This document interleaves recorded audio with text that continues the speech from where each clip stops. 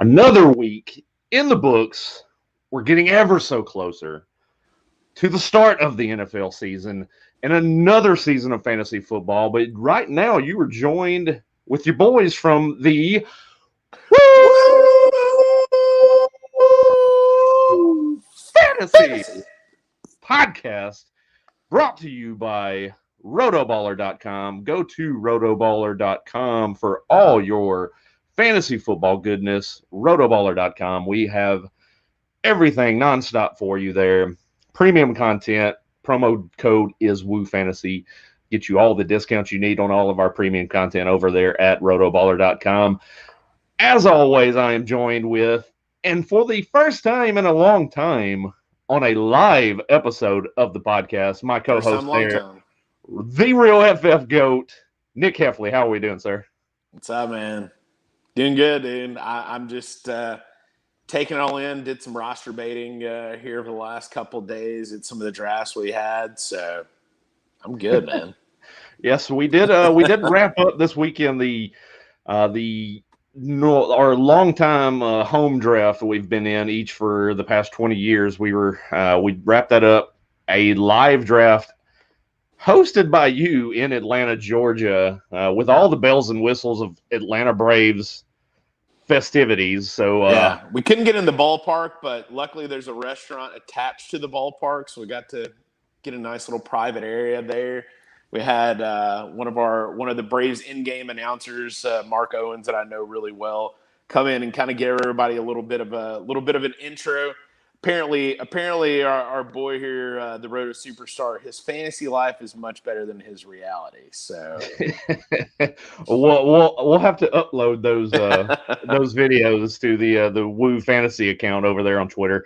Definitely check those out. Those were a good time. A lot of inside jokes for a 25-year-old fantasy league. So, well, it's one of those things too. I don't know if we've ever told. I mean, I think we've mentioned that league, but it's what I was telling Mark when he came in. I said, we don't play for any money. It's all just crap talking amongst each other, and it's just a fun league. We go back so often. I mean, I'm one of the last members to join, and I joined in 1999, so I've been in just a little over 20 years. So, yeah, and I mean, I was right there a couple years before you. I got you into the league. I was in '97, so yeah, it's been a long ride. We don't play for money like you mentioned, but it's more for bragging rights and more for the camaraderie of the fantasy league itself, which is the kind of the foundation why a lot of us do fantasy football, is just friends, shit talk each other, have a good time. Go back and forth and things like that. So yeah, I'm all for it. But we'll go over it later on. We'll kind of cover bits and pieces of our draft. It was an auction draft. We switched over to this auction format back, what was it? Probably 7 years ago now. I think 8 years ago, probably. I think it was 2013 when you and I have done finally pretty well since we made that switch. I mean, we were doing well before that anyway. But yeah, obviously. So I mean, this is definitely. It's a league that I think the auction style format fits what we do best as far as player evaluation going into a draft. So, and if you've not done auction drafting before, I mean, we've preached it on the show, especially over the last couple of years. It's something to really kind of hop in and give it a try, get your feet wet with that auction style drafting. Adds a new wrinkle to your portfolio, so to speak. When it comes to your fantasy football prowess, I know we enjoy it. You do a couple more as well. I was doing the one at SBFFC last year. I kind of bowed out of it this year to kind of do a little bit more of the podcasting stuff while we were at the main event. So it's growing. It's not growing like they're trying to push the super flex among the fantasy industry. That's kind of the new kitsch in the industry, but the auction style draft is definitely a fun time. It's a marathon. It's not like your normal draft, but it is definitely something to have a little fun with. Yeah, I mean, I think it's one of those things that look, you got all these people. Oh, this is the way fantasy should be. I'm all about having different drafts. I mean, I have different drafts that they each kind of have their own little wrinkle. We've got leagues that don't have kickers and defenses. We got leagues that do. We got auctions. We've got keeper leagues. We've got dynasty leagues. For me, that's one of the more fun parts about fantasy is having, just some differentiation in roster makeup or the people that you have in your league. So all about splitting it up. And I know obviously, you and I both did the Scott Fishbowl this year, and it's a super flex league. So I love having something a little different, to be able to play every year. So yeah, like I mentioned, we're here live. We're doing this on Twitter for the first time. So everybody that's out there watching on my account, it's through the Roto Superstar account, but we do want to advise you to go over to woo_fantasy and follow our Twitter account page there. But jump in, send us some questions. If you have anything that comes to mind, you want some help with your drafts that are upcoming. Like I said, we've got 1 week until the regular season starts. So this is the last weekend to get your drafts underway. If you got those last-minute questions you want to shoot to us while we're doing the show, I can actually pull those up. We will answer them for you while we are here. So send them to us. But let's get down to brass tacks. We're going to talk about some player news and things that have been happening since we last joined you at the SBFFC main event last weekend. The biggest, I guess, bombshell we want to go over first was yesterday morning, early. Jaguars cutting Leonard Fournette just out of nowhere. Last year on his deal, we've talked about that ad nauseum. But they go ahead and they make the move to cut Leonard Fournette. He passed through waivers today, so he is now an official free agent looking for a new team. So we'll start this off with what are you expecting with Leonard Fournette now that he is looking for work in the NFL? We'll start with that. Color me shocked. I cannot believe that they made this move. I think it was something that you and I both talked about. I was big on Leonard Fournette. I thought getting him in the third round there. I tried in almost every draft to be able to get him. The only league I actually got him in was our auction that I did last Saturday morning in Kentucky. There was the only league I wound up actually being able to take him in. So, I thought it was just a move that the Jags were just going to take him and just absolutely run him into the ground. I did a league earlier tonight. He went in the 5th round. I think that's about right, considering you have no idea where he's going to go. But like landing spots, what do you think? What are you hearing out there? Where do you think Fournette's going to go? Well, I mean, your usual suspects, and that's kind of some stuff that we talked about, off air yesterday with all this going on. I think the obvious is the Chicago Bears. The OC with Chicago is who he had last year with Jacksonville, with that high production year with pass catching out of the backfield. There seems to be a place for him now with David Montgomery injured, which we'll kind of get into here in a minute. So the Bears have a spot there for him. Now that he's a free agent and you're not having to take on that salary, you can kind of pay him whatever you really kind of can get him for, whatever price you can bring him in at. I don't know if we know how to do that, dude. The Bears don't know how to get Jaguars players after they've gone on waivers. We got to trade 4th-round picks for them, right? Yeah, no, you need to sign him to a $20 million deal for the next 4 years and also give away a couple of draft picks for your future. So, yeah, that seems like that makes a lot more sense, like something we would do, yeah. Obviously. So, yeah, I think the Bears are a landing spot. There's been a couple other rumored spots with the Jets being one of them, with the Patriots being another. But both of those two teams seem like they have a very, very full backfield at the moment. The Jets with Le'Veon Bell, Frank Gore. I have the rookie with LaMichael Pirine there. The Patriots, they've got Sony Michel, James White, Damian Harris, Rex Burkhead, Brandon Bolden. You name it, they're there.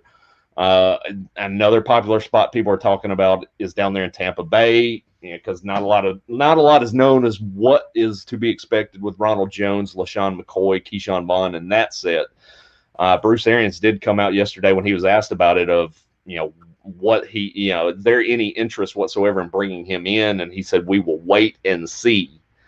So Not exactly a no. that's not a no, but it's not a firm decision. Kind of like what we got from Sean McVay earlier today when they reporters asked Sean McVay, would he be willing to bring in Leonard Fournette, who's great friends with Jalen Ramsey. That's been brought up over the course of the last 24 hours as well. But Sean McVay firmly said, no, we are not bringing in Leonard Fournette. So the landing spots are few and far between. Myself, I'm leaning Chicago, but I tell you one I've also pointed out to you also yesterday was the Texans. I think the Texans are a prime landing spot. It's a divisional opponent. You've got David Johnson, who's oft injured there, and Duke Johnson behind him, which we've seen over the course of the last year that the Texans just do not want to put him in a featured role, even if he was the last man standing. So I think that could be a possibility as well for them. I was going to say the one spot that in taking a little bit of a deeper look around the league and some of the running backs that you have, I think an ideal spot too. Now, I don't know if they're necessarily at the right point to be able to do it with how good their team is, but the Miami Dolphins, I think it would be a prime landing spot for him coming in.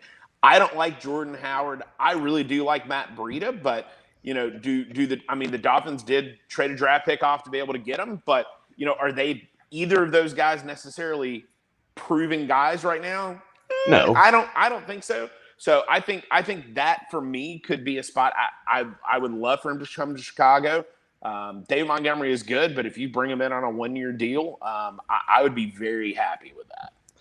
Yeah, I mean, it's a prove-it deal. You bring him in somewhere, see what he can get done, get accomplished. I wouldn't be shocked to say, but he's going somewhere. We know he's going to take a split role or kind of a reserve back, backup type job is what he's going to have to do at this point.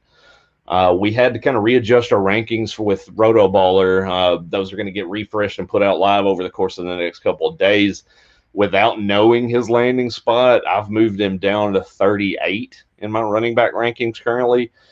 So like you said, I think where that's landing him right now is in that 5th to 6th round, like he did in your draft earlier tonight. So yeah, I agree. That's kind of where he's going to be lined up at the moment till we really know a destination where a landing spot is for him. And it's kind of hard to gauge at the moment with everything so wide open. Absolutely. I mean, you can't make a bet because, he could very well go to somewhere like Kansas City. And then what are you going to do with him then? He's at best a really good backup, but he's no better than like an Alexander Madison at that point. So yeah, Kansas City, I think, that's a fantasy like landmine position. And Philadelphia too, where we're all expecting a big workload from Miles Sanders this year. That's both of those two landing spots would be just absolute chaos for fantasy football managers out there. Do you know what I was thinking about earlier too? With all the problems with Darrington Evans, could the Titans go and sign him? I thought about that, but doesn't that seem so redundant as a player back behind Derrick Henry? They have similar running styles. It does, but I think with the Titans' commitment to running the ball, you saw how well they did, and they made it all the way to the AFC Championship game last year, just literally handing the ball off all the time. Could they have a Thunder and Thunder backfield back there? They are a team that I think could potentially go sign him if he's going cheap. Yeah, I couldn't buy into that. That seems like such an awful spot for him. Would be the Titans there. It is, but I'm thinking about teams and their backup situation. That's why I think the Jets could be good. You got P. Ryan Hurd already. Frank Gore is ancient. He could be somebody that could come in there and the Jets have talked about them not really liking Le'Veon Bell where he's at. So could that be a situation? That could be potentially a situation there. That's true. But I'll give you that. I thought it was a bunch of coach speak though with the Jags, and you knew that they were trying to to have a deal to be able to trade off Fournette, but you had to think they were just kind of testing the waters, especially with 1 year left. But for them to actually drop him, I can't believe that. So I guess that bodes the question: who do you think is going to be in that backfield? Yeah, and which will lead into it. One last tidbit on him I saw as I was kind of doing some research stuff earlier. Leonard Fournette during his time in the NFL, he has 96 avoided tackles during his entire stint in the NFL so far. I think last year alone, Nick Chubb had 65. That's just, it speaks to a guy that he's just gonna, he can't offer you much as far as getting through into the secondary unless you open. Yeah, it's going to be a situation where he's got to go to a team with a good offensive line situation that's going to allow him to do what he does best and, hit a hole, hit it hard, get into the secondary, and kind of ramp up at that point in time there. So, I mean, if you put him in a situation where he goes to an awful offensive line, which say the Jets had last year, but I know they improved it this year in the offseason, that's a situation that just speaks to death for Leonard Fournette's potential value. So I'm definitely up in the air. I don't know where he's going to land. I don't know what to expect in the auction draft we did this weekend. Of course, we'll talk about it a little later on. Who got him in that auction draft? That would be this guy right here. Okay. Yeah, he's my RB2 in that league. But, smart drafting. I got some other options behind him. We'll go over that later. Yeah, but Jacksonville Jaguars backfield now. The what is left over, so to speak. What do we have? Everyone's scrambling to the waiver wire to go get Raquel Armstead, who is yet to practice. He has not touched the field in over a week. Everyone assumes, okay, it's going to be Raquel Armstead because he was the backup last year, but he had also limited touches himself last year. And a name that I keep continuing to put out there on Twitter, Devin Ozigbo. I think he's going to be Devin Ozigbo? He's a guy that's kind of built very similar to Leonard Fournette, kind of offers the similar type of mentality as far as a runner goes, does similar things. He's a big-bodied guy, can break tackles, though. That's his thing. He doesn't have that blow-away speed, but he's going to be more of that pure runner that they're lacking now with Leonard Fournette gone, whereas you have Chris Thompson. That's the other valuable piece in that backfield that everyone keeps bringing up, the oft-injured Chris Thompson that we've seen from Washington. He's going to hold that pass-catching third-down role. Now we're looking at who's going to be the early down runner. Everyone, like I said, everyone's clamoring to go get their shares of Raquel Armstead, while I'm going to zig while everyone else is zagging, and I'm going to go get Devin Ozigbo and sit him on my roster. Yeah, and you and I have talked about this. I think, and I know you put it out there on Twitter yesterday, and I don't see how people are not, buying into that. But I think the Jags are tanking. Like, they've traded off Jalen Reagor, without a doubt. Ngakwe got dealt off. Fournette got released. Like, they're tanking for Trevor Lawrence here. So. But whatever it is, they're tanking. Whatever the fact is. So I don't know. The odd thing about that is that if Doug Marrone doesn't have a good season, doesn't show something this year, they're going to completely overhaul the entire thing. Marrone's gone, front office is gone. They're going to start over from scratch, is what I believe. So why would you go into tank mode when I guess in a way it could make sense. You're going to get rid of your coach and everything anyways. You might as well just start from scratch altogether, bring in a new head coach that's going to want his own quarterback, which would likely be Trevor Lawrence. But I don't know. Yeah, to me, it just strikes me everybody that they had that was worth anything on the 2017 AFC title game, Jacksonville Jaguars, is now gone. Calais Campbell, gone. Yeah. Ben, gone. Yeah, Bortles, gone. Yeah. Jump time Bortles. Allen Robinson, gone. Yeah, that's the thing. So I know that you and I and I'm gonna preach it until he gets signed, but I think Devontae Freeman would be a great sign there. Here we go. I knew it was coming. I've got him in B. I've got him in damn near every draft. He's got to go somewhere, right? He switched agents. Like any opening or credible, like almost opening, like Devontae Freeman. But that doesn't that tell you something that he switched agents to get a cheaper deal just to get signed, and he's still not gotten signed by any team yet? I don't think he necessarily switched agents to get a cheaper deal. I think his agent botched the deal on him going to Seattle. His agent, he's worth 16, 17 million a year. Like, really? Not. We'll just go get Carlos Hyde. That's fine. Sure.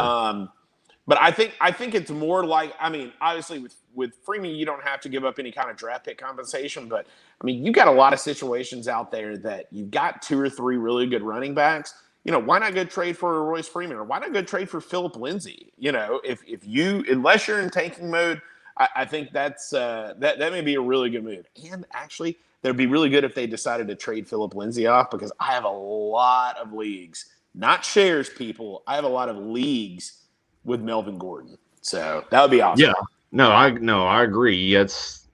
I would think that moving a Philip Lindsay type, but I think the guy that's going to get moved out of that backfield more than anything is going to be Royce Freeman. He's going to be the guy on the outs before a Philip Lindsay. I think they want to keep Lindsay in that backfield in Denver just as a option, a 1B type option to Melvin Gordon, who has not always been the ideal health back in the NFL. We've seen him kind of get bogged down by nagging injuries over the course of his career. So, Devontae Freeman and the Jaguars, I mean, I told you yesterday, doesn't make sense to me.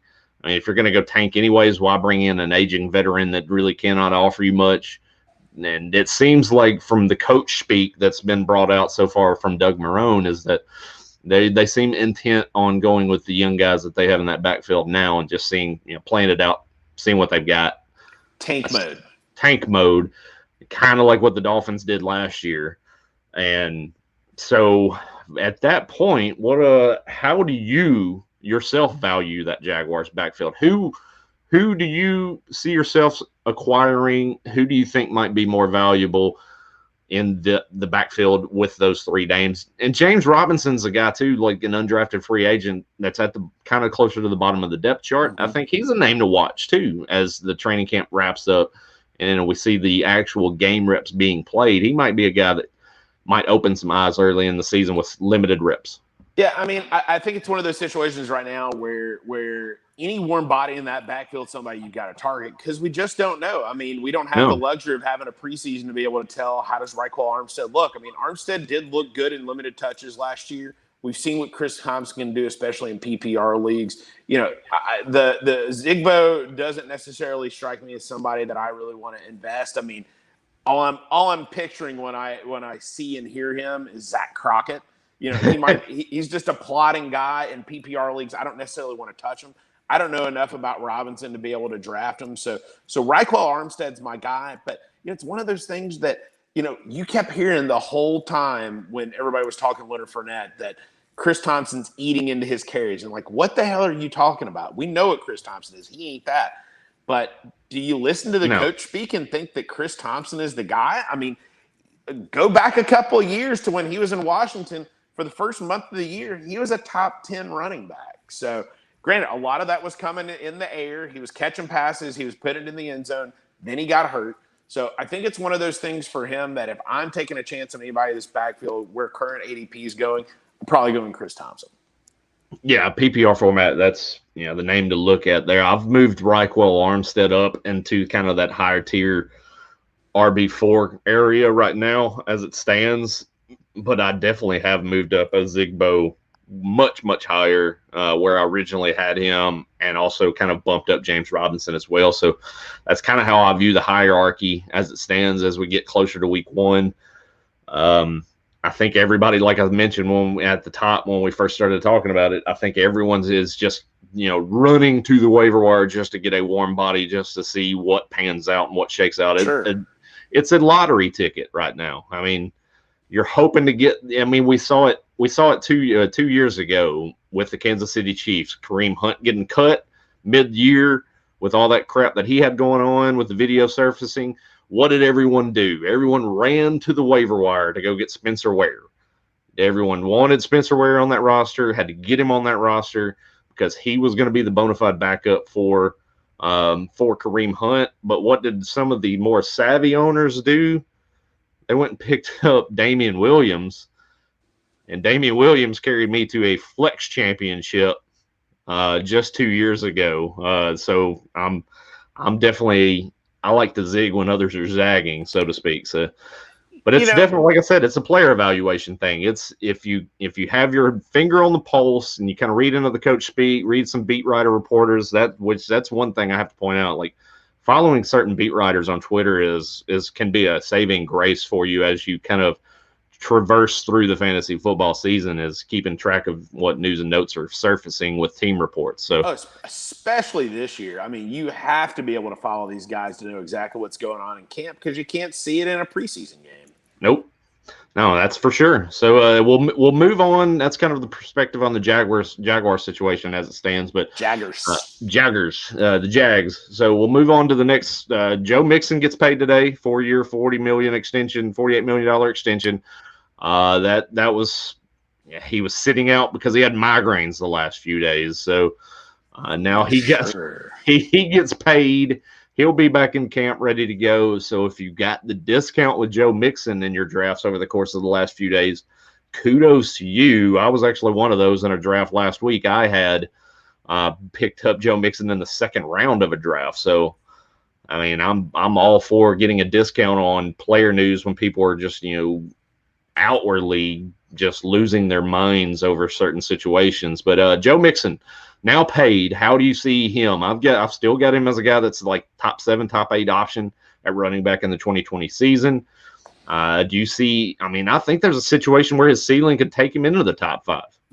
I absolutely do. I mean, he was a guy that in last year's drafts was in the top 9 for me. He hasn't budged there. I mean, he had a good year last year, and you're adding Joe Burrow and his ability to throw the ball. Like, why would you rank him less than that? It doesn't make any sense whatsoever. So I have him, me personally, at 8 ahead of Clyde Edwards-Helaire. So that's where I've got that. That lets you know where I value these guys. So I value him pretty highly there. Yeah, I think I had him at 8, one spot behind Edwards-Helaire in my latest update. I think I had it with Henry, then Edwards-Helaire, and then Joe Mixon, I believe, is where I had it shaking out currently. So outside of that, we got the issue with Alvin Kamara. He's missed the last few days with practice, where they've put out the news that he's seeking a contract extension himself, but then news drops earlier on tonight that he will be at camp tomorrow. Had side effects from an epidural in his back. That seems a little iffy for me. Let's see him show up. Yeah, hopefully he's going to show up tomorrow at camp. We'll be on the lookout for that one. But Kamara, obviously, that seems to swing a little momentum in his favor with the Joe Mixon deal. But he's seeking McCaffrey money currently, I think, is what he's wanting, and the Saints don't seem to want to budge on that. Look, I love Alvin Kamara. He has been amazing over the last couple of years, but he had a horrible year last year. Horrible timing to be able to start to want a new contract, B. To his credit, battled so many countless injuries last year. Lower half injuries, knee, foot, hamstring, whatever. Gosh, I just don't. He still gets the 81 catches that he gets year in and year out last year on just bad wheels. I think didn't put the ball in the end zone. No, couldn't get in the end zone. Now the expectation is you're going to have that reverse regression where he's going to get in the end zone this year. That's why many people have him as a top 4 back heading into the fantasy football season in 2020. I'm one of those people. I've got Alvin Kamara in the Scott Fish Bowl, but as a smart drafter, I also got Latavius Murray later on in the draft. So I did not. So I'm covered either way. Whether he wants to sit out or not doesn't bother me because I've got the guy that's going to take over for him. But how do you see Alvin Kamara performing in 2020? He's my number 4 running back there. So I think he's going to be back into form from 2 years ago. The man's caught 81 balls every year the last 3 years. I wonder how many he's going to get this year. So even if his under 81. Even if his rushing stats are completely horrible and he can't get in the end zone, he's still going to be close to a number 1 back. So obviously, yeah. So I've got him at number 4. I'm drafting him right behind Zeke, just in front of Cook. Okay, yeah, that seems like that's the going rate right now with Alvin Kamara headed into the season. Do you see that there's going to be any value still with Latavius Murray? I mean, we saw it last year. He still finishes as a RB3 in fantasy, even with Kamara in and out of the lineup.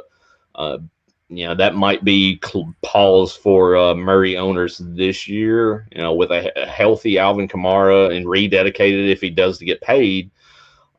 Murray might lose a little bit of snap share in that backfield. I mean, of course, obviously his biggest thing was the touchdowns that he did accrue. Do you think he's going to kind of stay around where he was in 2019 and fall off some? How do you look at Latavius Murray in that backfield? I mean, Latavius Murray's value is tied to Kamara. I mean, he's gonna get some shares and he's gonna be on the field. But he's not one of those guys you're gonna want to start on a week in, week out basis unless Kamara's hurt. And then look what he did last year when Kamara's hurt. I didn't have him in many season long leagues, but on FanDuel, I had him everywhere. Yeah, that's the thing there.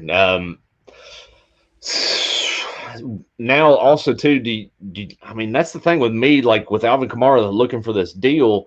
I mean, this is kind of the last hurrah, I think, for the Saints. It's expected to be Drew Brees' last season with the Saints before retirement. I would expect to see that window close awfully quick once he's out, because who knows what they're going to do with his quarterback situation after the year's over. They got Jameis Winston there now on a 1-year deal. Who knows if they keep him? I mean, if the team wants to reset and start over again, why would you pay Alvin Kamara top back money? Wouldn't you want to kind of start over fresh at that position as well? You would think, yeah. I mean, you got Michael Thomas there. The one thing for them that really hasn't been the case, and where I don't think they're going to go full and complete rebuild, is their defense is really good. Their defense finished as a top 10 unit last year. So, I think their defense, even if Drew Brees does retire for this year, they're apparently still gung ho on Taysom Hill, which I can't stand. But you do have Jameis Winston there, and look what he did last year. I mean, does he learn from Drew Brees and Sean Payton there, and he come in next year and he's the unadulterated number one guy there chucking balls down the field like crazy.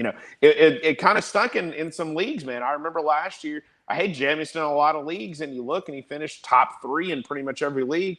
When's the last time a top 3 guy has due to not somebody getting hurt or retiring? When do you see those guys not even get drafted anymore? So it's still crazy to me that he's out of the league. But, I think it's one of those things that Jameis Winston or Taysom Hill is going to be the guy there next year. So if that's the case and you have this defense going on, I think it's one of those things you probably keep Alvin Kamara around. So I personally would think that they would go and sign Alvin Kamara to a deal. Yeah, I mean, that's going to be a situation, like you said, with the defense being the way it is, it seems like that keeps them in positive game script. So it's going to keep Alvin Kamara, as a guy that's going to be somewhat valuable running, receiving. But that's the caveat with me with Alvin Kamara, too, is the fact that he's not gone for 1,000 yards as a runner yet in the NFL. Do we see that finally in 2020? Do you think he crosses that threshold? What are we looking at with him as a runner in 2020? I think it all depends on how you use them. I mean, you have these plays in the Saints offense there that, it's like little swing passes. It's like a long handoff over there. So that's why I'm personally not really concerned that he hasn't gone, over 1,000 rushing yards. You give him 800 rushing, 6, 7, 800 receiving. That's 1,600 yards. Just only thing I want to know is what is on the total yard column. So if he's having those kind of years, I don't really care what the rushing yards are.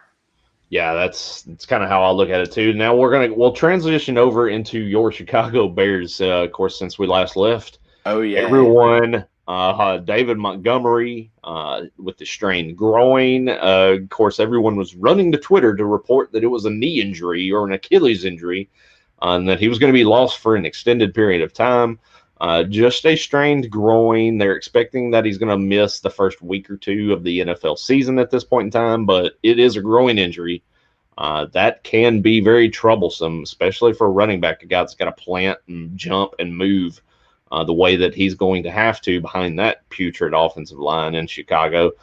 What are we expecting here with that backfield? Well, I can tell you right now, Tariq Cohen's not a running back. Not at all. He's in the Alvin Kamara mode. He's going to But take neither those is Cordero Patterson. Neither is Cordero snaps Patterson. back there.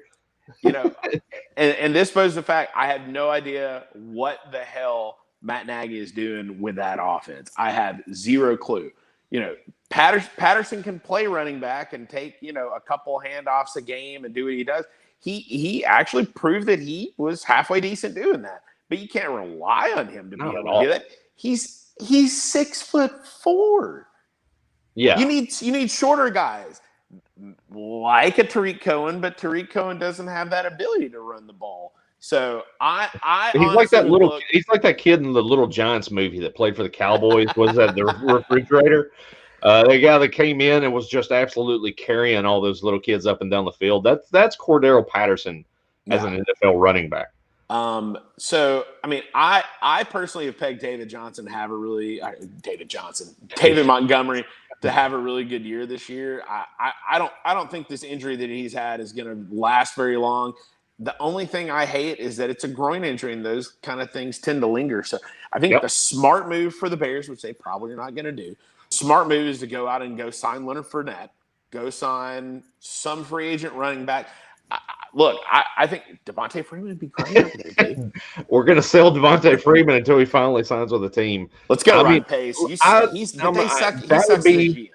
That would be the one spot, if you're a big stand for Devontae Freeman, I think the Bears makes a lot more sense for me, as a short-term replacement for David Montgomery, or to fill in as a veteran running back than he would be as a Jacksonville Jaguars full-year replacement. I agree. Yeah, I think that would be more of the suitable landing spot for a Devontae Freeman myself. But so, we'll turn now. David Montgomery with the missed games.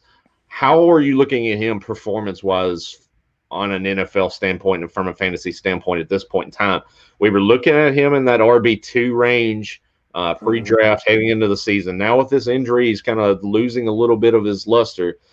Obviously falls down in kind of that RB3 role, I would assume, in drafts right now, right?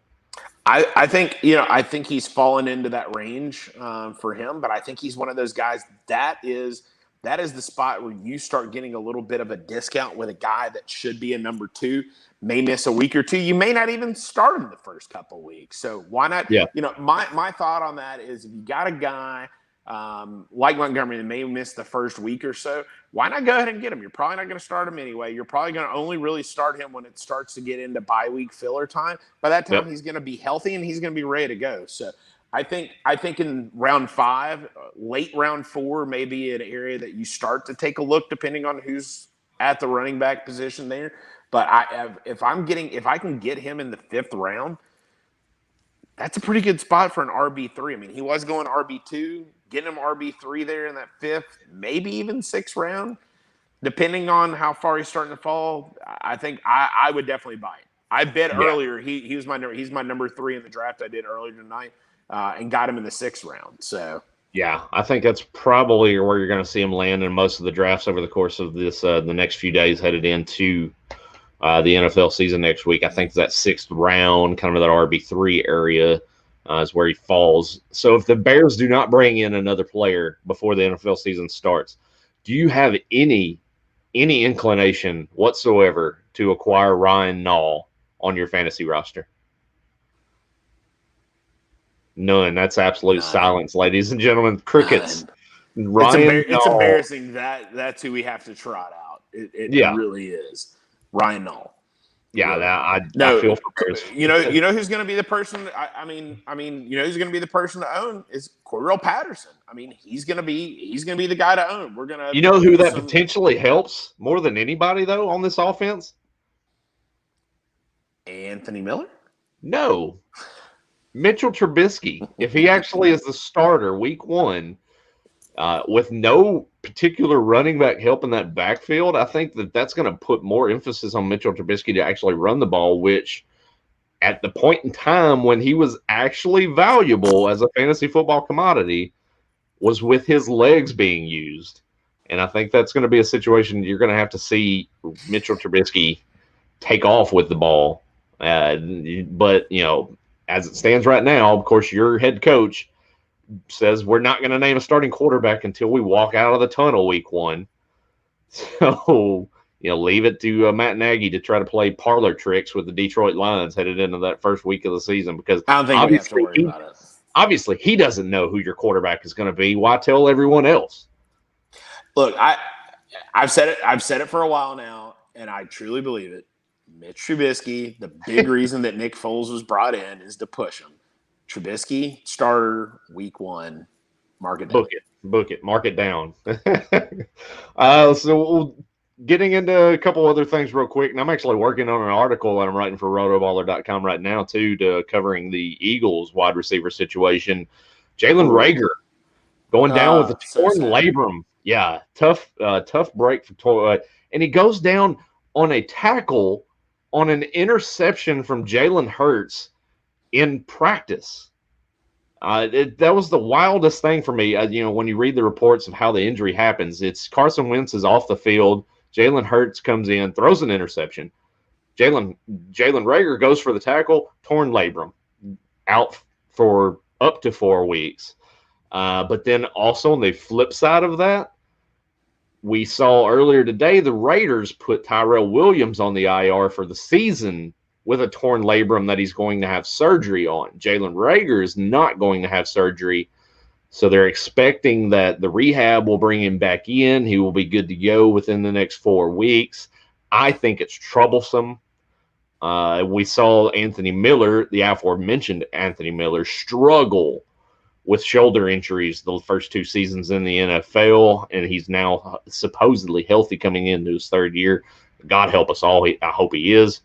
But we've seen it. I mean, guys with shoulder injuries that have kind of more of that slight frame playing receiver in the NFL, it's an absolute struggle for them to produce on a consistent basis. So now how are you viewing Jalen Reagor, B, this wide receiver core that is now absolutely blown to shit again in Philadelphia, and we haven't even started the season?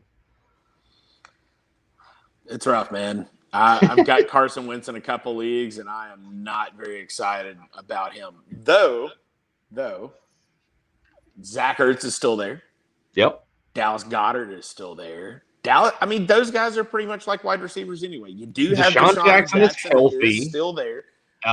We had some optimistic news with Alshon Jeffrey earlier today, is that they expect that he's going to miss week 1 for sure, but possibly be back later on in the month. So that's some good news. That would be great news. And it's the Whiteside hasn't looked bad from my understanding. I wasn't high on him last year coming into the draft, and he showed me why during the season. So I'm out on Arcega Whiteside. But I think Dallas Goedert is going to be the guy that's going to step in on there more than any wide receiver coming in. So Jalen Reagor, man, I loved him like crazy coming in. Yeah. He was probably this. Hey, let's face it, we're not going to have too many more drafts together. I was high on Justin Jefferson, was my number 1 rookie wide receiver. Jalen Reagor was a close second in here. So yeah, I had Reagor very horrible. Yeah, horrible news. I thought he was definitely going to be the kind of guy that would come in and do really well here. So it's a little disappointing, especially for my Carson Wentz leagues here. But the good thing for me is I do have Zach Ertz in almost every league, and the one that I don't, I have Dallas Goedert. So I think it's going to be a big boon for those guys. The one that you don't is the one we're going to talk about here in a few minutes. Oh, because I got Zach Ertz in that league.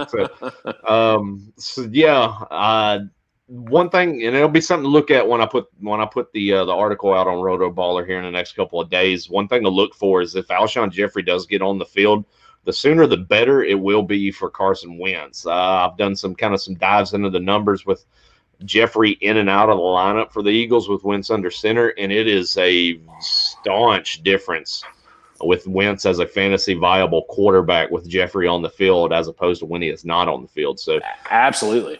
So I think that's good. I think he'll be fine the quicker we get Jeffrey onto the field. But as for Jalen Reagor, I've dropped him down now, I think right there on that fringe of wide receiver 4.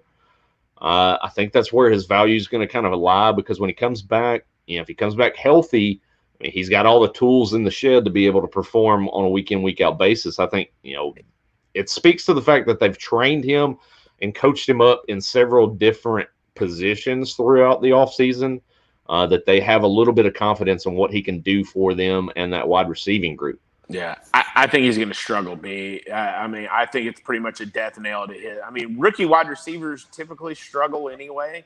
Yeah. I think it's going to be one of those things. Let's say he comes back in week 3. It's going to take him 2 or 3 weeks to be able to come back and be anything And get decent. acclimated, and get up to game speed. And the biggest thing is whether or not he's going to wear that shoulder brace that really brought down Anthony Miller. I think when we saw Anthony Miller wearing that shoulder brace, it affected his catch radius and his ability to get up and get after balls. So that's going to be one thing to look for too, is keep an eye on the injury reports of Jalen Reagor. Yeah. Speaking of injuries, though, too, before we dive into our draft here, I was looking early. Deebo Samuel was seen sprinting there. Yeah, he got the push to be able to sprint.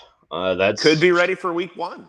Baby steps. Let's go that route. It's going to be baby steps for Deebo Samuel. So, I mean, that's another situation too where their wide receiver group has just been decimated by injuries. Ayuk's out. Jalen Hurd we saw is done for the year.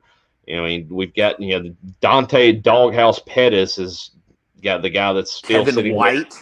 Kevin White was brought in on a 1-year deal just to give him a warm body for Jimmy Garoppolo to throw to.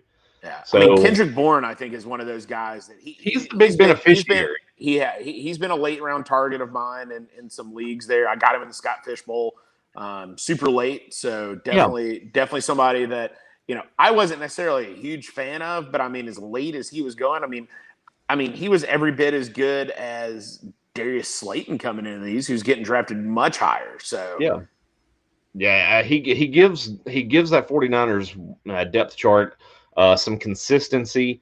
I mean, we saw he was a guy in the red zone that was a prime target for Jimmy Garoppolo, week in, week out throughout the season last year. So now if he gets thrust into the starting spot week 1, if Samuel's not ready, if Ayuk's not ready, I think Bourne's going to be a guy, especially to target in DFS lineups. That's going to be something to really look for. And he's going to be a guy that's going to give you a large target share in week 1 with the possibility to get into the end zone for sure in that matchup, because who else do they have to go to besides George Kittle?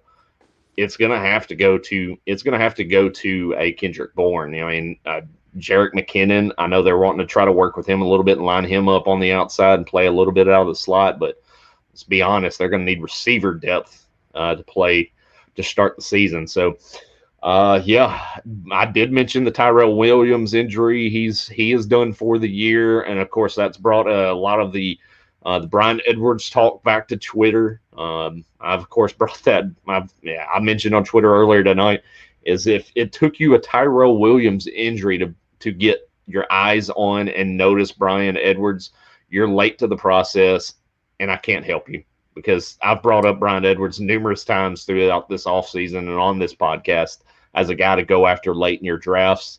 And now you're not going to get that discount on him. He's going to fly up the draft board with all the casual drafters finally noticing him. So if you got him late as your wide receiver 5, wide receiver 6, congrats. I applaud you for doing the right thing. But so now you're going to have Bryan Edwards, Henry Ruggs, mostly starting for the Raiders, with Hunter Renfrow playing out of the slot and getting a lot of those snaps. How do you view that wide receiver grouping? We'll touch on that. That'll be the kind of last thing before we jump into some of this auction draft talk. Yeah, I mean, Bryan Edwards is a guy too that I've been hyping a little bit later on, especially with Tyrell Williams' injuries lately. Ruggs, I think, is going to be good, but I think the move that the person that gets helped the most with that injury is Hunter Renfrow. Hunter Renfrow was looking as the number 4 guy. He had some play as a receiver. He's the one guy coming back for Carr that he's a little bit more familiar with. Again, outside of Darren Waller, I think it helps Darren Waller too. So I know you're not big on Darren Waller. I think Darren Waller is going to have a good year. I think he's going to be close to 1,000 yards. 6 to 7 touchdowns is probably a bare minimum. He's going to be one of the guys down there at the goal line. So I think those are the two guys that helps the most. Again, Edwards is going to be good. I think he goes from in some of these leagues going undrafted or one of the last rounds to going up maybe to in a 20-round draft, round 15. I don't think he's somebody that you're just going to go out and target as a number 4 kind of guy, but your 5th, your 6th, your 7th wide receiver going and taking deep stabs. He's somebody absolutely that you want to target. Right along with Kendrick Bourne that we just mentioned. Yeah, the thing with Edwards, he's a more athletic Deebo Samuel, in my opinion. And I think he'll bring out a lot more of the competencies for Derek Carr. A lot of those errant throws that some of the receivers that they had on that roster last year could not go out and get. I think Brian Edwards can go out and get those. So I think it helps Derek Carr, and I think they're going to develop a nice connection. Hopefully that thrives throughout the 2020 season. And then, like I mentioned, if you got them late, it's definitely a good thing for you. So we'll transition over now. Of course, we mentioned earlier on in the show, we were talking about our auction draft that we did this weekend down in Atlanta. There. And bing, there it is. Bing! Here we go, guys. The draft board, bringing that up. Our auction draft in Atlanta. Of course, this is a 12-team league. It's a classic scoring is what I like to call it. It's not your standard scoring. Scott, a nice shout out for Scott Engel here, who likes to refer to standard scoring as classic because standard is more half-point PPR these days. But if we're looking at the board here, it's a $250 cap for this 12-team league. So the prices will vary from what you're accustomed to seeing in a lot of your $200 cap leagues. But as the teams kind of rounded into shape, we saw the running backs get put up for auction very early, very often. Your big names come off the board quick and to the point. McCaffrey for 81. We saw Elliott go for 79. I believe those were the first 2 names to get nominated in this draft, followed by Derrick Henry, which, our co-host here, Nick Heffley, did buy for $78.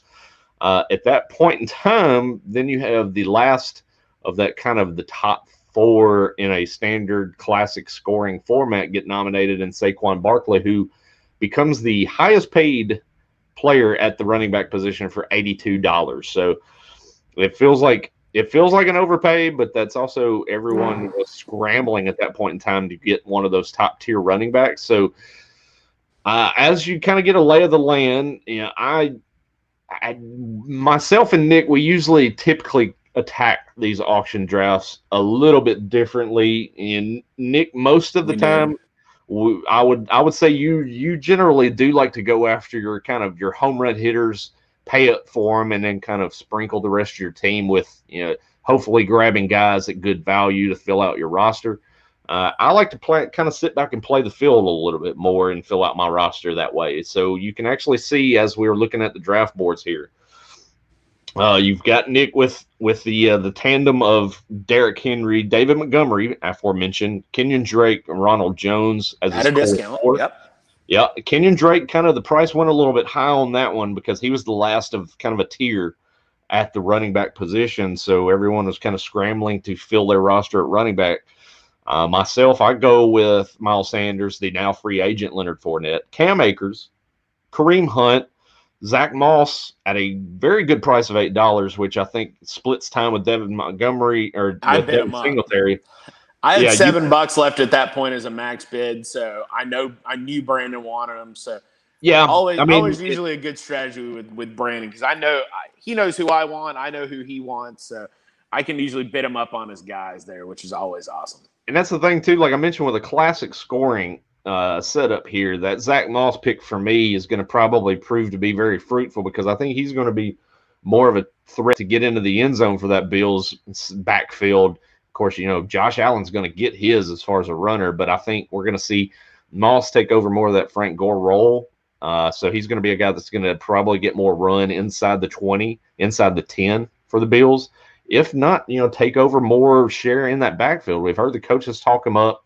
I've been a big proponent of him, even heading into the pre-draft process when I was doing my film study on the running backs. Zach Moss was a guy that really stood out for me. I just hated the landing spot at the time. But, yeah, I think that was a a good pick for the value, especially in this type of a scoring format. But we've kind of talked about it all fair. How do you feel about how your team finished up? We'll put that out there. I'll kind of cover my team. And what was your takeaways from this draft? Some of your better selections, and some of your head-scratching, boneheaded selections. Well, I think too, I think we got to let everybody know that this is a classic scoring, as you put it, format, but it's a little different to where I think if you're looking there and on my team, for instance, you see 2 tight ends, you don't see any on Brandon's team there. No, I take that back. Zach Ertz. So if you're looking, in this league, we have 3 starters at wide receiver or tight end. So when the league first started, there was only 3 or 4 tight ends that were worth the flip. So the owners of the league combined the positions, and it stayed that way. And I love that it stayed that way. But I think the other thing you got to throw out is it is not a PPR league, of course, of being a classic scoring, but you only get points really for every 25 yards rushing, receiving, but you don't get it for that first 25. So it only starts at 50. So 50, 75, and you get the extra point for 100 yards. So it is a heavy touchdown scoring format, at least the head-to-head part. And then we do have a point scoring league that's completely separate. You can start completely separate people in there. So, but it is a touchdown heavy league. So, you're going to see quarterbacks in this league go for a lot more, because if you don't have a quarterback, this is the kind of league that if you don't get a quarterback early, your team will absolutely stink. So, so you're going to see quarterbacks. You're going to see, for me, Derrick Henry in this format was the number 1 rated running back. So I noticed too, B, that when you put this up, you only put the amount of money left versus the score, which is interesting there. But no, this is what was left. Okay. It's what's left over when you bring up the link that was left from the draft. No, what did you get? A D plus? Yeah, I got an A minus, right? Yeah, you got an A minus making sure I remember from primetimedraft.com. Let's go ahead and point that out. Their draft rankings afterward are usually not very good. So I did another draft on the same software the next day and had a really good team and got a D plus. So now I got a C or C minus from my draft last year with this particular format and everything too, and I of course won the league. So, but you did make a trade that kind of helped you along with that a little. Sure, bit, I did. right? But that's what you got to do to win fantasy football. You did, and I again will point that out. In this league last year, my trade was the only completed trade in the league. So make your trades, people. Goodness knows that I have tried to trade in this league. We got some old school guys that they get their guys and they keep them. I tell you what, and this brings up a good point too. I am all about, if you're in week 5, week 6, you're just not feeling your team juju, make a trade for an even keel kind of a guy, 2 guys that are just even on there that you think, hey, they've had a bad start. I think they could do better. I just want to mix it up on my team every now and then. No, I agree. Shoot my earplugs out of my ear. You're so excited to talk about your team. But so as we're looking at the board here, I did mention you. I mean, you've got Henry, Kittle, Cooper Kupp. I think your receivers. I mentioned post draft. I think your receivers, in my view, were a little bit lacking. I love my receivers. We obviously view these guys very differently. With this particular scoring format, Cooper Kupp and Adam Thielen, I don't think are as valuable as my Allen Robinson, DJ Shark, Terry McLaurin, Tyler Boyd's. I think those guys in this particular format are a little more valuable than the guys that you got. I in this league, I would much rather have better running backs. This is one of the big leagues that I am always a proponent of having top of the notch running backs. I agree all day long. So, George Kittle is probably, he's probably my at worst number 2 in this league. So I've got a trio of guys who I think can put up an easy 8 to 10 touchdowns. So I'm not worried whatsoever about that. Go ahead. Sorry. I was going to, go ahead with your point, because we were going to kind of get close to wrapping it up here in a few minutes. Yeah. So one of my, and it's a strategy that has usually, here we go. It's a strategy that has, it's worked for me in this league quite often, But, you notice these guys, like I got Darren Waller there for $1. I always feel like I can find guys for $1 to $2 value later on in the draft, because this is one of those leagues that guys are spending money. And to Brandon's point, Brandon saves a little bit. But, one of the other things you notice, I have $1 left in. Brandon has $28 left. So I do. For me, I think that's I thought I didn't realize you had that much money left, B. You could have had your Miles Sanders and switched him out instead with a guy that's a $68 running back, or upgrading your Leonard Fournette to somebody else in there that I think would have been a lot better of a I could have I could have traded out Miles Sanders for Dalvin Cook and kind of move some dollars here around here and there. But I also think Dalvin Cook is a player that at $70 you're paying up for last year's value, hoping for last year's return. So sure, that's you don't know what you're getting with Miles. In this league, you don't know. Miles Sanders is one of those guys that I think in a PPR league is a great running back, but unfortunately he kind of mixes it up running and receiving in this league. So yep. so anyway, so going off, so my draft here, I wanted one of the top 6 or 7 running quarterbacks, somebody that can throw the ball. I think I got that with Carson Wentz. The one pick out of all these guys that I got stuck with, I nominated Josh Allen fairly early on and hey, look, and you will probably tell, every one of these teams will always get a backup quarterback all the time. So I nominated him up pretty early, thinking that people were gonna throw some money behind him, because I don't really like or love Josh Allen in this format. But for $2, that's not a bad thing, especially considering you guys got like Baker Mayfield went for $10. Yeah. Joe Burrow went for $7. Cam Newton went for $4. So in the end, I think Josh Allen was good, but he is the one guy that I got stuck with. I threw out a $2 bid. Nobody bid anything more on him. So no. Again, Derrick Henry in this format, he is my number 1 rated running back in front of Christian McCaffrey, in front of Saquon Barkley. The man is a touchdown maven. That's all they're going to do is hand the ball off to him. So he is my number 1 guy in this format. The wide receiver position, I've got guys that I love. So these are I have got in this format Kittle, Kupp, Thielen, all in my top 15 at the wide receiver position here. Yeah. Darren Waller ain't far behind. So I've got a couple guys there. Again, Jamison Crowder is one of those guys that I love. We got our boy Woo Miller down there for a buck. Good old Woo Miller. That's right. So I love the wide receivers I've got. I'm going to be in contention. It's really just going to depend if my running backs are going to decide to do something. So in the end, in this format, I love my picks. So what about you? Yeah, post draft, I wasn't feeling super confident at all.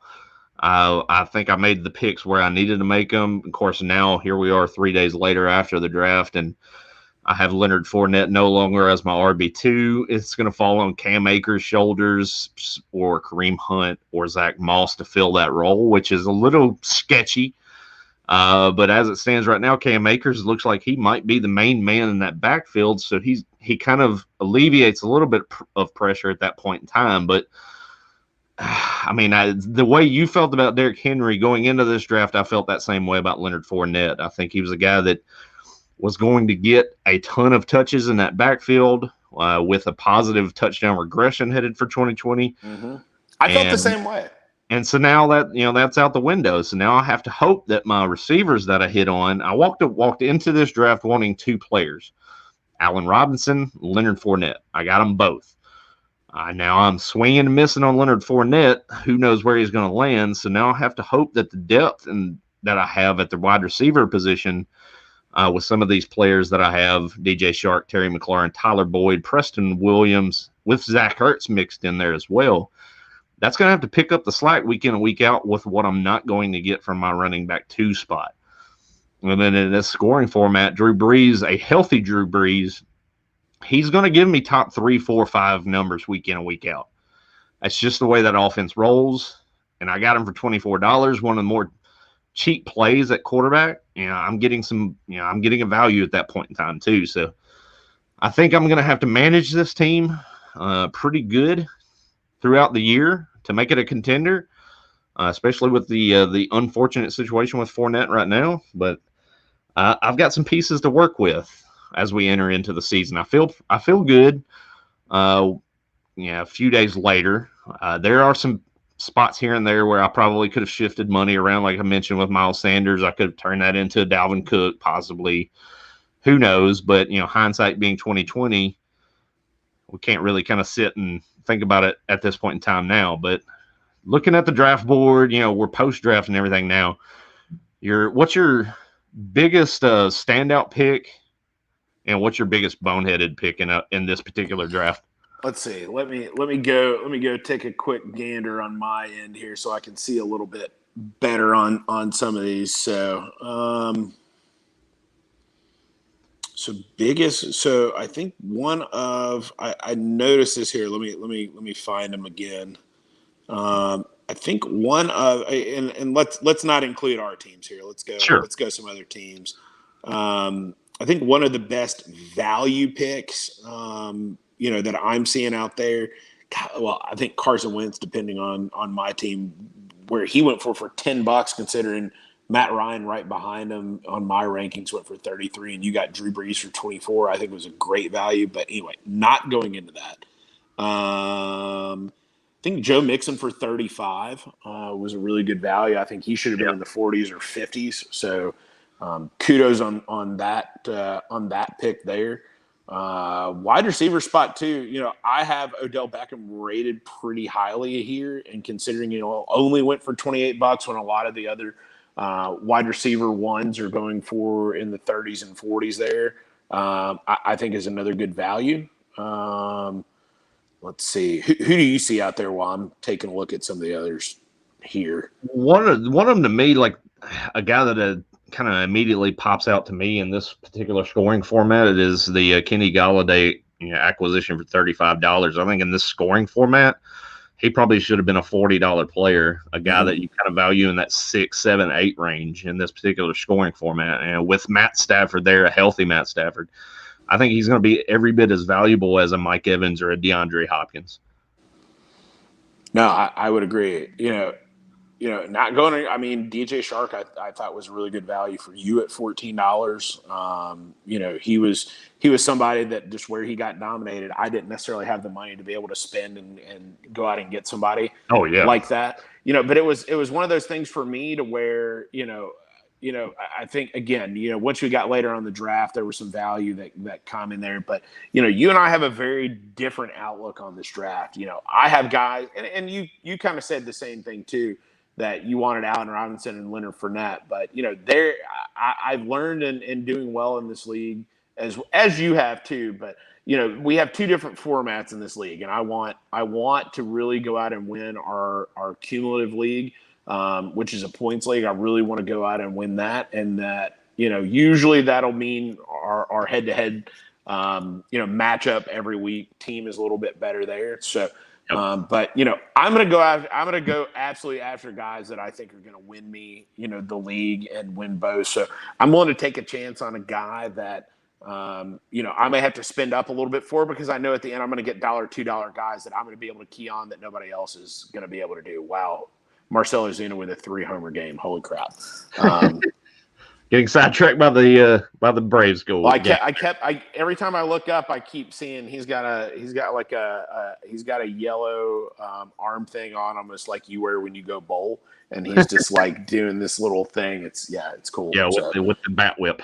Who do you think is a good value out there outside of Golladay? I mean, judging based on how some of the other players went around him, I would say, kind of looking at the board real quick, Marvin Jones for $6 is a standout. I mean, staying on the lines, of course, but DK Metcalf for only $20. I think he's another guy. I mean, they're talking him up that they want to get him to the 10, double-digit touchdown plateau in 2020, and you're paying $20 for that receiver. That essentially for that price point, you're paying for a guy that is probably going to be a low-end wide receiver too. So, I mean, you're paying for a guy that's expected to be kind of pushing to finish as a wide receiver one. I think that's a pretty good value at that point in time. But outside of that, what are we looking at as far as, overpays, boneheaded picks? I'll point it out this way. Patrick Mahomes went for $89. Lamar Jackson went for $62. Are you shocked by the price differential?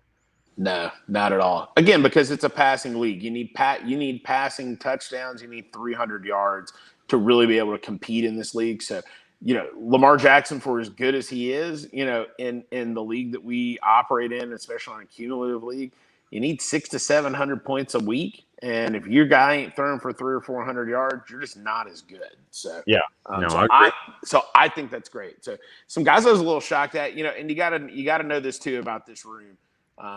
We got a lot of Cowboys fans in this room, so usually, you're going to point out the pick. I was thinking we're throwing out a bunch of Cowboys people, as you can see by the first team AJ Brown there, not the Titans wide receiver, but CeeDee Lamb goes for $18, which is in this league very high wide receiver 2 kind of range there. So. Yeah.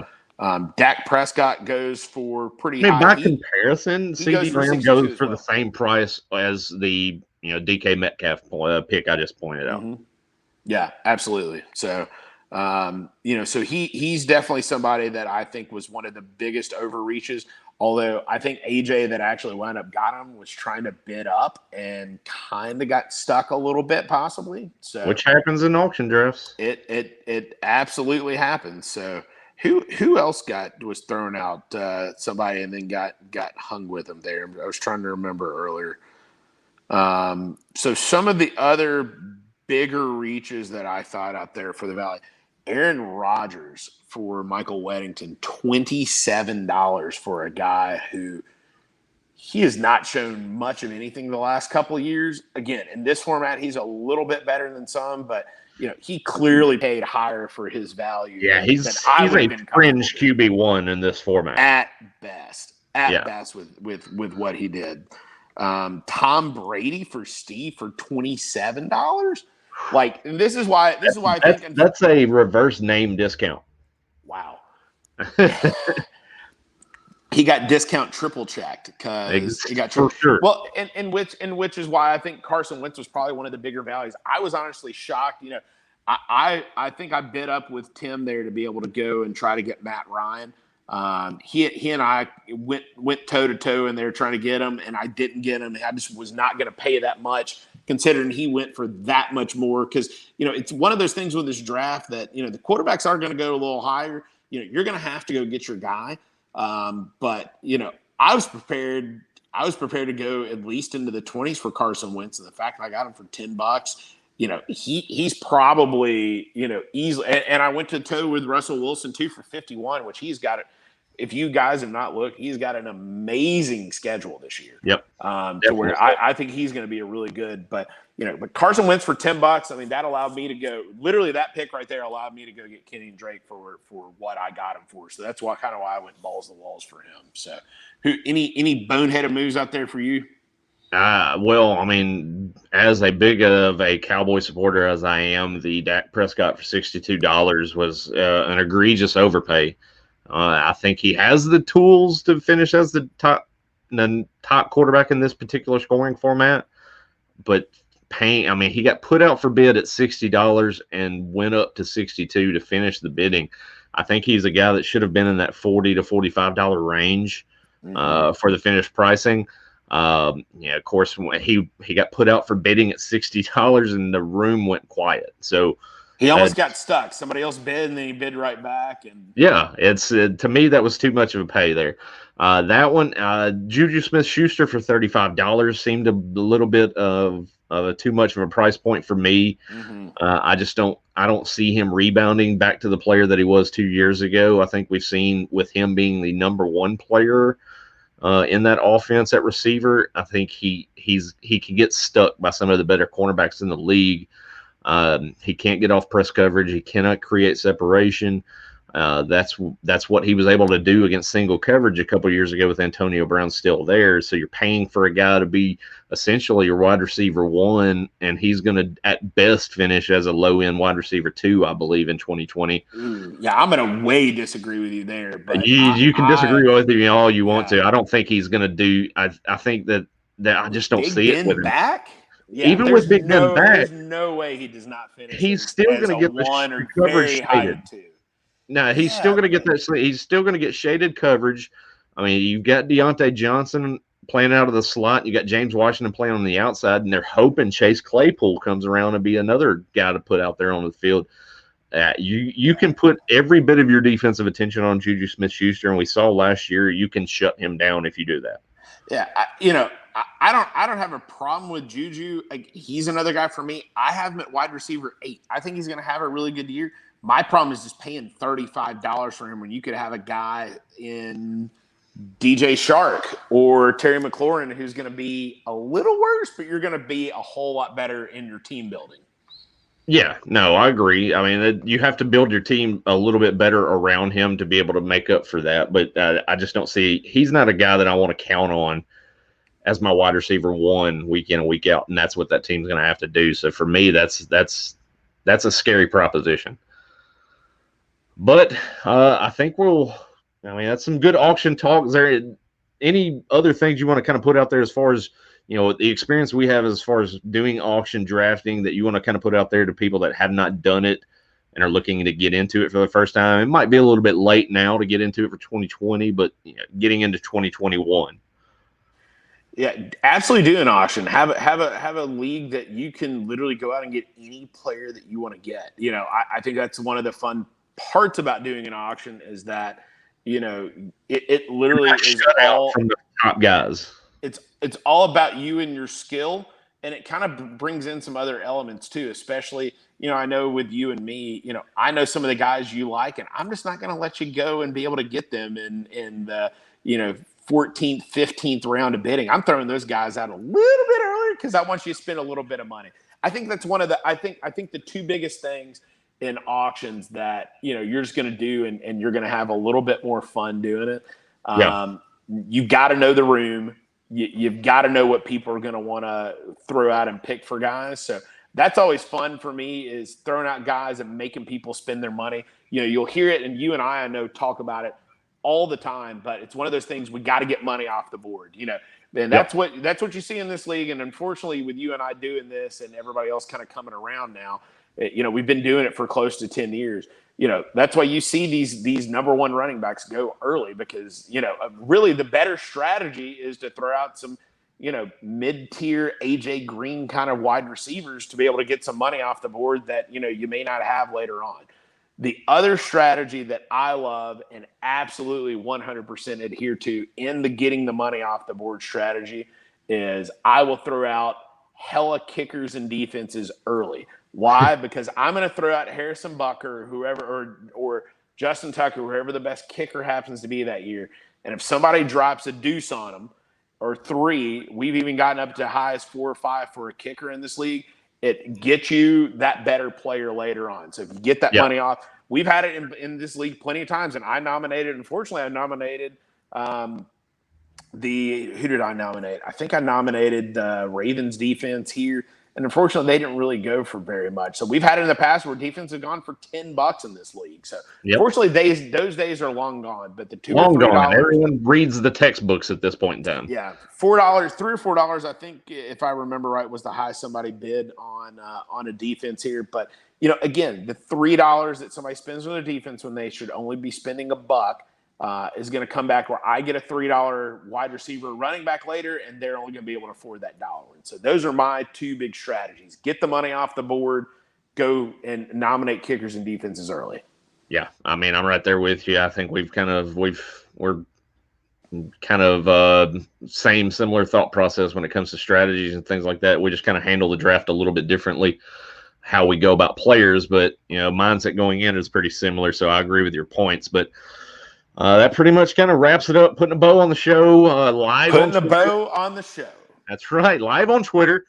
We're 3 weeks away from Woo Baby, if not sooner. If it's up to my wife, she world. wants it yesterday. Yeah, we're getting there. Alex, hold strong. We're getting ready. We're closer to the due date. What is it? What, tomorrow or the next? Tomorrow's the full moon that we've been talking about for a couple weeks. Tomorrow's the full moon. The baby's due on the 17th of September. Maybe. We'll see how it goes. So and then we'll have the woo before the doo-doo. That's right. The woo before the cuckoo and all the things of that nature. We'll have some of those before long. First child on the way for Mr. Heffley there. So welcome to fatherhood. We may be doing a lot of pods at 2 in the morning for me. Yeah, for real. I mean, sitting there holding the baby. And... I've got a 13-year-old daughter now, and, God save me. So, by the way, I mean, the drive down to Atlanta this weekend, drive down to Atlanta and the drive back from Atlanta with a 13-year-old daughter who has her phone taken away was some of the most entertaining conversations that I've probably had with my daughter over the last few years. Dude, this should be what was discussed. Oh my God. Like I told you, I mean, we were keeping track of state by state license plates for 18-wheelers. We were talking integers from math class at school. Everything. I mean, I had to stop her at one point to tell her, like, have you been holding all this stuff in for the last 2 years? Because I've never heard you talk so much. So yeah, it was an exciting time, but we're back. We're ready to go. Football is on the way. We're right around the corner. But our first of hopefully many that we're going to attempt to do live on Twitter here. We're going to come back to you again here pretty soon. Get back to you next week for sure to get you ready for week 1. I mean, starts, sits, woos and boos, DFS stuff. We're going to talk about it all next week. So it's that time. We're ready. But until then, like I said earlier, powered by rotoballer.com. Go to rotoballer.com. All the premium content on there with the promo code WooFantasy for the discount. Like I just mentioned with DFS, FanDuel, promo code where to play. WooFantasy. Get you some extra money to get you ready to go for the 2020 season. So go to FanDuel, use WooFantasy as the promo code there. Until next time, where can they find you? Of course, it is on the screen here on Twitter, but where can they find you? I don't even have to tell them on the Twitter. Yeah, on the Twitter. Real FF Goat. And I, of course, myself am the Roto Superstar on Twitter. Follow us at woo_fantasy on Twitter. And until next time, we will be back with another episode of